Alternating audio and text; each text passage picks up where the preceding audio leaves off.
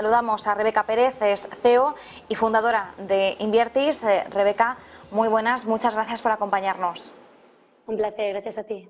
Bueno, Rebeca, ¿cuál es la principal tendencia o cuáles son las principales previsiones que estáis en estos momentos estudiando vosotros de cara a 2023? Venimos de una tendencia alcista en los precios de la vivienda y precisamente nos preguntamos en qué punto podríamos comenzar a ver pues, un estancamiento de esas subidas o descensos. ¿Cuál es la tónica que se va a mover a lo largo de este año? Bueno, lo cierto es que recogemos una incertidumbre económica pues muy fuerte, pero sí que venimos con unas economías incluso a nivel doméstico bastante saneadas. Entonces, la verdad es que incluso dentro de este primer trimestre la tendencia es que se vaya a mantener el número de operaciones a nivel de negocio.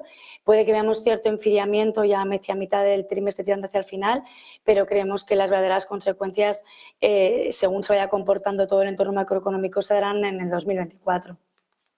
Es decir, como nos decías, las verdaderas consecuencias las vamos a ver ya el año que viene. En el ámbito español, ahora mismo, cuando hablamos del sector inmobiliario, ¿cuál es el estado de salud del que está gozando? Y también aprovecho para mencionar, en esta primera mitad de 2023, bien sabemos que se van a hacer gran parte de las revisiones de las hipotecas. Estamos en un entorno en el que están subiendo los tipos de interés. Evidentemente esto impacta en los tipos hipotecarios y en España pues somos un país en el que hay una gran parte de aquellos que cuentan con una hipoteca que se han acogido a las hipotecas a tipo variable. Entonces, esta reordenación va a ser crucial, sobre todo para ver un poco cuál va a ser la pauta a lo largo de este año. Ese cambio de tendencia, de hecho, lo veíamos viendo a final del año pasado ya, ¿no? Veíamos cómo íbamos cambiando este variable a fijo precisamente con este miedo. A ver, vamos a separar por segmentos, porque nosotros, por ejemplo, trabajamos de cara al inversor inmobiliario, no vamos a ver grandes diferencias en cómo se está trabajando, porque como digo, y esto es muy importante, el colchón de ahorro que hay ahora mismo nos pillan con economías muy saneadas, inclusive a nivel familiar también. ¿Que vamos a notar el encarecimiento de la vida? Absolutamente de acuerdo que va a ser así para las familias. Yo creo que vamos a tomar decisiones bastante más estudiadas, nos vamos a tener que informar muchísimo más, pero en tanto que las tasas de ocupación se mantengan, creo que vamos a ser capaces de seguir moviendo la economía. En nuestro caso, la inflación es algo que no nos perjudica tanto como a otros sectores en cuanto al segmento inversor, porque de hecho el inmobiliario es un sector donde nos podemos refugiar muy bien para este riesgo inflacionario. ¿Cómo actuaría en ese caso como refugio ante la inflación? Bueno, básicamente porque incluso con la congelación de los alquileres en cuanto a las revisiones que ahora mismo nos ha regalado el Gobierno para este año, seguimos viendo cómo los precios metros cuadrados del alquiler con respecto al precio metro cuadrado de venta y la tendencia que venimos observando, de hecho, en los últimos 5 o 6 años y que por mucho que haya una corrección en la misma se va a seguir manteniendo en los próximos 2, va a permitir que la rentabilidad que obtengas por tus inversiones en este segmento consiga la rentabilidad esperada sin los varapalos que pueden sufrir otros productos. Rebeca, por cierto, hablábamos de cuál ha sido la reacción, podríamos decir, del inmobiliario español, como decimos, ante estos cambios que se avecinan en las hipotecas o el impacto de los tipos de interés sobre ellas. ¿Cuáles son los factores, dirías, económicos que van a afectar más a lo largo de este año, ¿no? en un sector como el inmobiliario, más allá, como decimos, pues de una referencia macro como es la elevada inflación que estamos viendo cómo va descendiendo paulatinamente? Mira, la verdad es que es muy complicado de hacer una predicción. Yo creo que todos estamos tratando de hacerlo lo más precisa que podemos, porque pese a todo el ruido que hemos escuchado a lo largo de todo el año pasado, a principios de año por un motivo, a finales de otro del año por otro, los números muestran que el mercado inmobiliario ha seguido creciendo e incluso ha sido así también con las hipotecas, pese a este cambio de tendencia que estábamos hablando antes. Durante el 2023 vamos a ver cautela, presumiblemente, como comentábamos, los primeros 2 trimestres, pero es que el sector está optimista de un fin de año muy fuerte, sobre todo, como decíamos, en este segmento de inversión con la que trabajamos en en Invertis. Pero es que la reactivación económica a través del turismo, así como las exportaciones, pese a esta reorganización que vamos a ver de ámbito geográfico, van a seguir siendo un factor fundamental. En el plano tecnológico, además, estamos viendo muchos avances en las aplicaciones reales de la inteligencia artificial que va a sacudir muchísimos sectores. Desde un plano más, hablando del emprendimiento y demás, que supongo que también es algo que tiene sentido ponerlo en valor, sectores como salud, sostenibilidad y energía van a tener un gran foco inversor. Y la salud no tiene mucho que ver con el inmobiliario, pero todo lo que tiene que ver con sostenibilidad y energía impacta muchísimo en el desarrollo del mismo. Importante, ¿no? Porque sostenibilidad, bueno, es algo de lo que se va a hablar en el marco del Foro Económico Mundial, pero es algo que poco a poco es cada vez más bueno, inherente, podríamos decir, o que se está intentando que sea bastante inherente a la construcción de nueva vivienda, por supuesto, al mantenimiento de las que tenemos en estos momentos. Va a ser también, no sé hasta qué punto llamarlo una tendencia, porque es algo que ya deberíamos empezar a tener más arraigado, ¿no? Pero va a seguir estando esto presente a lo largo del año.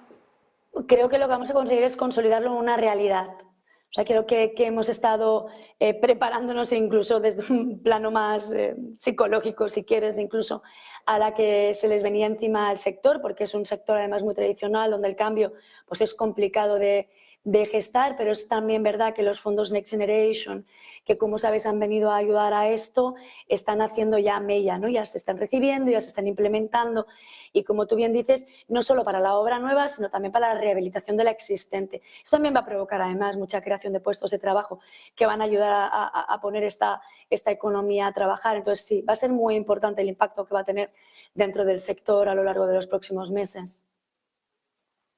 Por cierto, Rebeca, también más allá de esto, decías, ¿no? Que el sector inmobiliario puede suponer pues un buen refugio, una buena inversión.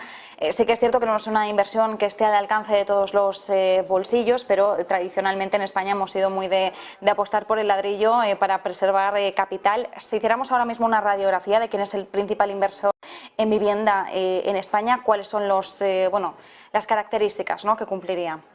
Pues mira, llevándote a riesgo de llevarte la contraria, lo cierto es que una de las cosas que algunas de las empresas que venimos a digitalizar este segmento nos hemos encontrado es la sorpresa de que estamos ayudando a acceder a la inversión inmobiliaria desde capitales muy pequeños. Y no estoy hablando únicamente de nuevas formas de inversión relacionadas como el crowdfunding inmobiliario y demás, sino el hecho de que haya la posibilidad de una inversión con movilidad geográfica permite que esté casi al alcance de todos los bolsillos. Piensa que hay inversiones inmobiliarias que empiezan desde 30.000 euros, con lo cual en el momento que apalancas un poco con un préstamo y demás, a lo mejor tienes 15.000 euros y te puedes poner ya a invertir. Eso no significa que te diga que te pongas a invertir todo lo que tengas en inmobiliario, que en esta vida hay que diversificar, como vosotros también apuntáis siempre, ¿no? Pero lo cierto es que precisamente lo que venimos haciendo estas empresas, dinamizando y digitalizando esto, es ponerlo más accesible. O sea que ahora mismo nosotros, una gran mayoría de los que se están poniendo a invertir son personas con capital que se ponen a invertir entre 100 y 120.000 euros y gente muy joven, menores de 35 años. Interesante, ¿no? Porque al final también es una ayuda, como decías, facilitar el acceso a perfiles que quizás tradicionalmente no eran los que solían invertir en vivienda, pero cómo se está democratizando o al menos facilitando el acceso quizás a menores capitales, ¿no? Porque al final un baremo de 100, 120.000, como decías, pues no nos estamos situando en 500, 800.000, que a lo mejor son algunos precios que vemos con mucha facilidad en los centros de algunas capitales españolas. Entonces, bueno, es un cambio bastante notable. Una última cuestión, Rebeca, ¿qué es lo que recomendarías en estos momentos a bueno, inversores, ¿no? que están en estos momentos posando su mirada sobre el inmobiliario en medio del entorno que tenemos, que al final no solo afecta a las inversiones inmobiliarias en concreto, sino que afecta un poco a nuestra toma de decisiones respecto a cualquier tipo de inversión? En el entorno en el que nos encontramos, ¿cuáles serían las principales pautas? Bueno, por suerte entre vuestro público contamos con inversores expertos en general, ¿no? Es gente que que ya tiene bien aprendida la lección de cómo estudiar una inversión, pero casi que de todas maneras voy a ponerlo en el punto número 1. Lo primero es tener una educación financiera básica y si no la tienes, pedir ayuda, ¿no? Porque aquí es donde creo que esta disponibilidad justamente que hablábamos, pues como soluciones como la de Invertis, ¿no? Del acceso a nuevas tecnologías y ponernos a invertir desde la app de nuestro móvil, también ha generado que con mucha pues incultura, por decirlo de alguna manera, ¿no? Que no sabemos cómo llevar nuestras finanzas, hay mucha gente que ha perdido mucho dinero en assets alternativos, ¿no? Entonces creo que lo primero es saber lo que tienes y lo que no tienes y lo que puedes gastar. Pero creo que una de las lecciones que creo es más importante aprender a día de hoy es que tienes la posibilidad de diversificar y de que tienes la posibilidad de diversificar no solo en producto, que deberías hacerlo, sino también desde el ámbito geográfico. Entonces yo creo que ahora mismo deberían de estar siendo capaces de estudiar datos para tomar decisiones informadas en cualquier lugar de España, no solo quedarse en aquello que les quede al lado de la puerta de casa, que a lo mejor no es lo más propicio ni por impuestos, ni por rentabilidad, ni por tipología de activo. Pues Rebeca Pérez, desde Invertis, muchísimas gracias, un placer. Igualmente, un saludo. Nosotros aprovechamos para mirar